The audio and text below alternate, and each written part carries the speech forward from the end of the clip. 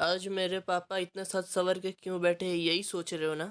इसका कारण यही है कि मेरी मम्मी 2 दिन के लिए बाहर जा रही है। मम्मी ये लो आपका बॉटल, और प्लीज जल्दी आ जाना। हाँ हाँ बेटा। अच्छा मुझे तुझे मैं हनुमान चालीसा भेजने बोली थी, वो मुझे भेजा? ओ हाँ, रुको रुको, मैं भी भेजता हूँ। हाँ हाँ भेज भेज। मम्मी मैंने भेज दिया, चेक कर लो। अच्छा हाँ ठीक। बेटा जब तेरी मम्मी कल चली जाएगी ना, घर के बाहर दीवार में ओ स्त्री कल आना लिख देना, और उसके बाद तेरी मम्मी आएगी नहीं।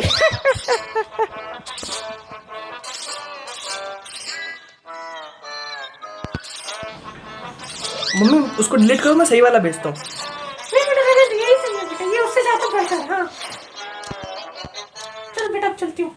ठीक है मम्मी, चलो मैं आपको बाहर तक छोड़ के आता हूँ। आऊँ? आती हूँ मैं।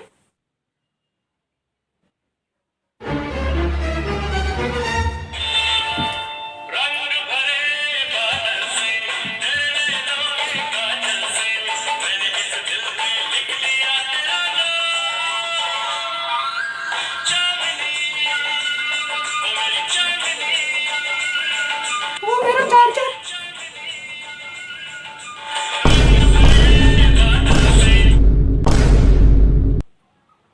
डर सबको लगता है, गला सबका सूखता है, पर डर से डरोगे तो कुछ बड़ा कैसे करोगे।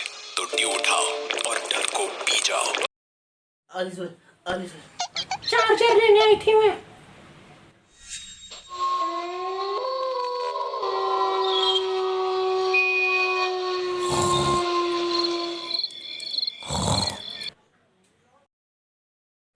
सवेरा उठ चुका, पापा अभी तक नहीं उठे। पापा पापा उठो, सवेरा उठ चुका, आपसे पहले मैं उठ गया। पापा शर्म करो यार।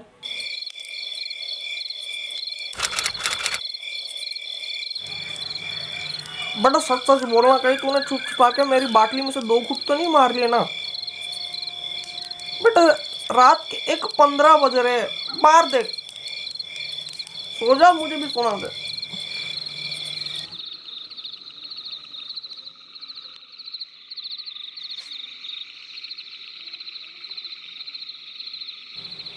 अभी तो मैंने सवेरा देखा था, ये रात कहाँ से हो गया?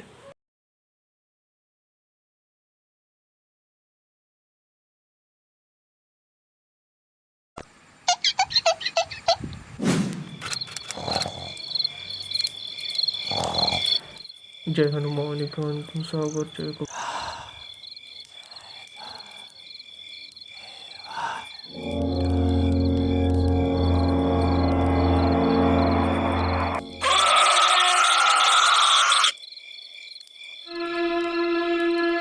पापा पापा पापा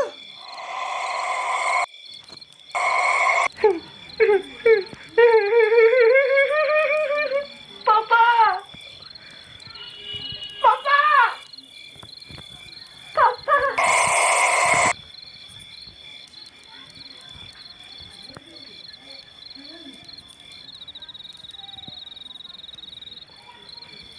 पापा यार, इस समय तो उठते भी नहीं है पापा।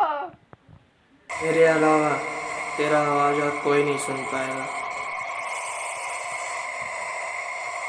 डर मत, नुकसान पहुंचाने नहीं आया हूं।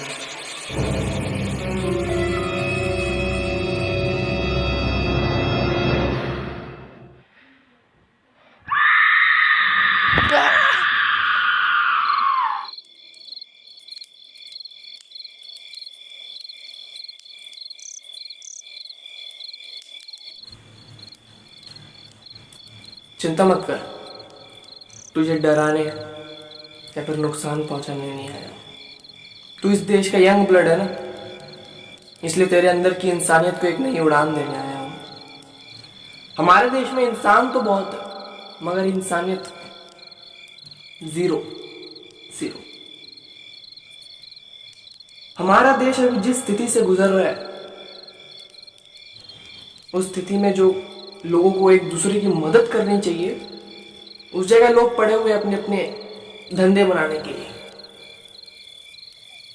कोई दवाइयों का कालाबाजारी कर रहा है, तो कोई एम्बुलेंस वाला लूटे जा रहा है, लूटे जा रहा है और लूटे ही जा रहा है।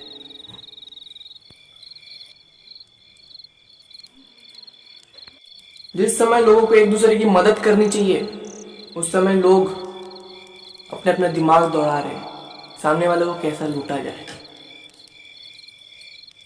कहा था ना मैंने, इंसानियत की बहुत कमी, बहुत कमी। लेकिन आपके साथ ऐसा क्या हो गया? मेरे साथ क्या हुआ? मेरा नाम है डॉक्टर प्रसाद। यहाँ पे तुम लोग यहाँ के जो प्राइवेट अस्पताल है, नाम नहीं लूंगा, वहाँ पे मैं डॉक्टर, मतलब था जूनियर। एक दिन हमारे वहाँ पे पेशेंट आया, बहुत दूर से, करीबन 50-60 किलोमीटर गांव से आए थे। बहुत गरीब परिवार के थे, बहुत गरीब परिवार। अचानक पेशेंट को पता नहीं क्या हो गया, वो बेहोश हो गया। उसकी पत्नी चिंतित हो गई। उसकी पत्नी यहाँ फ़ोन लगा रही, वहाँ फ़ोन लगा रही। तो उसने सोचा कि अपने पति को एक सरकारी अस्पताल में जाके इलाज करवाएगी। तो उसने एम्बुलेंस बुलवाया, मगर उसको क्या पता था कि एम्बुलेंस वाले के साथ किसी प्राइवेट अस्पताल की सेटिंग है। तो एम्बुलेंस वाले ने उनका ब्रेन वॉश कर दिया और कहा कि सरकारी अस्पताल में इलाज सही नहीं मिलेगा, आप एक काम कीजिए, प्राइवेट अस्पताल में लेके चलिए। तो उनको तो अपने पति से मतलब था ना, पैसों से नहीं। पैसे भले ही जाए मगर अपना आदमी नहीं जाना चाहिए। लेके चले गए प्राइवेट अस्पताल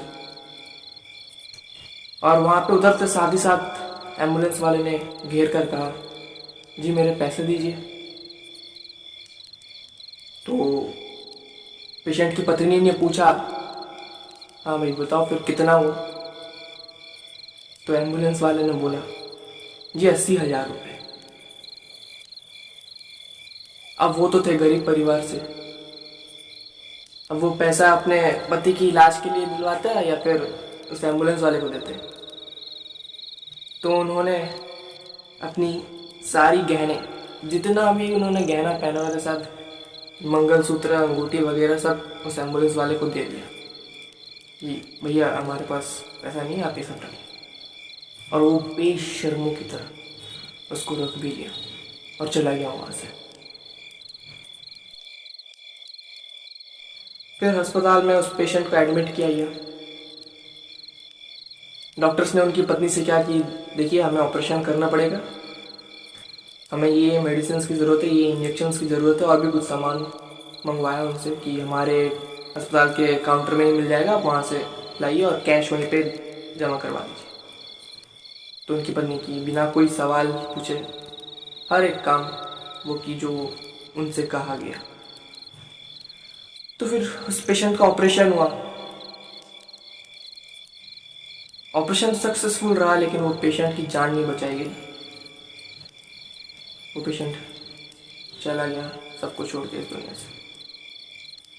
तो कुछ घंटे बाद 2 डॉक्टर्स निकले और उनकी पत्नी से कहा कि देखिए हमें ये दवाई जल्द से जल्द ला के दीजिए, पेशेंट की हालत बहुत ख़राब है।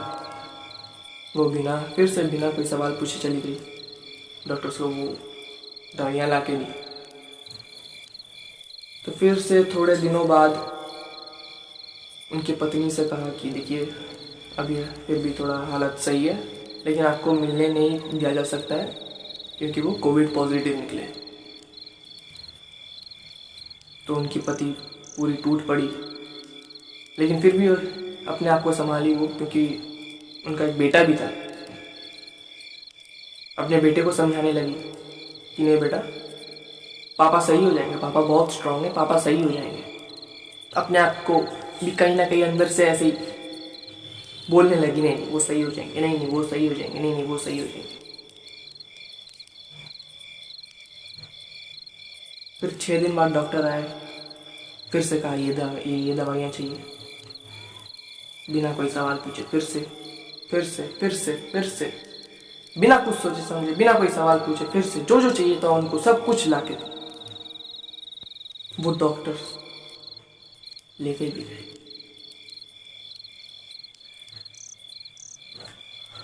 उस पेशेंट की पत्नी ने, जो कि एक गरीब परिवार से बिलोंग करती, अपना घर जायदाद जमीन जो भी था सब कुछ बेच दिया,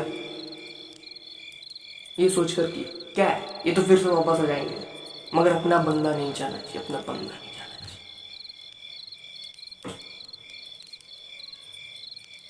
6 दिन बाद डॉक्टर्स ने उनसे कहा कि आई एम सॉरी, हम नहीं बच पाए।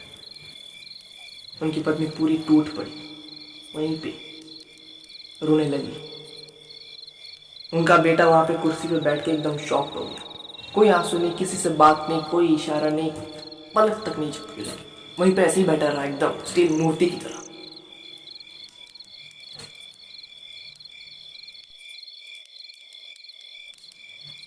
उनको क्या पता था कि पेशेंट 10-12 दिन पहले इस दुनिया को अलविदा कह चुका। मैं कुछ नहीं कर पा रहा था क्योंकि मैं तो जूनियर था ना, मुझे दबाया ही और मैं कुछ कर भी नहीं पाया। तो पेशेंट की पत्नी ने कहा कि आप हमें बॉडी दे दीजिए। तो उन्होंने साफ साफ कह दिया कि देखिए वो कोविड पॉजिटिव थे, हम उनका बॉडी आपको नहीं दे सकते, सो सॉरी। और ये बोलते हुए वहाँ से निकल गए वो। मैं वहाँ पे खड़ा था, उस परिवार की कोई मदद नहीं कर पा रहा था। इस पूरे घटना को बीते हुए 5 दिन हो गए, 5 दिन। फिर ना मुझे अपने ऊपर बहुत गुस्सा आया, बहुत चिढ़ होने लगी मुझे अपने आप से। मैं अपनी शक्ल तक नहीं देख पा रहा था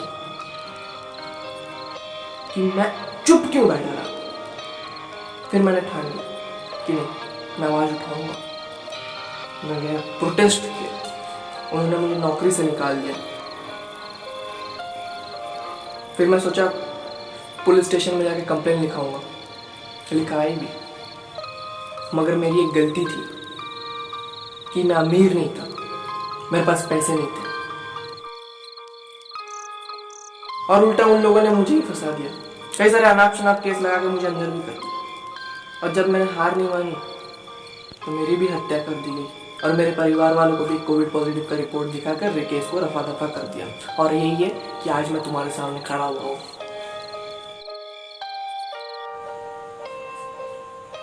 उस दिन मुझे एहसास हुआ कि हमारे यहाँ अमीरी और गरीबी में फर्क है। अमीर गलत को सच साबित करके लोगों को दिखा देता है, और एक गरीब सच को सच साबित करते करते खुद गलत बनकर रह जाता है दूसरों के सामने। तुमको लग रहा होगा कि मैं तुमको ये सब क्यों बता रहा हूं।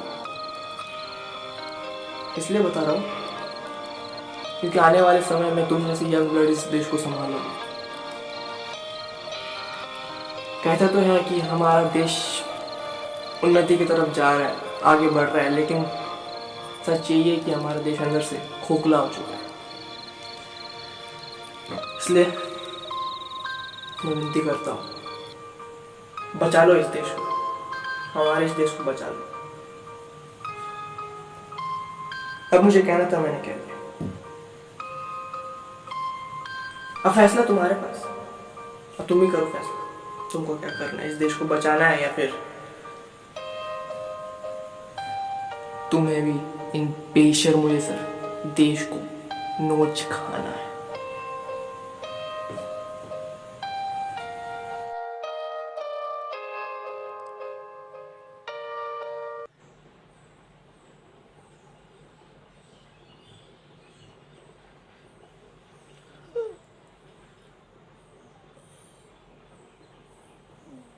बेटा सवेरा हो गया, इतनी जल्दी उठ गया तू। अब इतनी जल्दी उठ ही गया था तू, पढ़ने बैठ जाता। जिंदगी में ऐशो आराम करने के अलावा और कुछ सोचा भी है? क्या बनना है जिंदगी में पढ़ लिख के? Doctor, doctor doctor doctor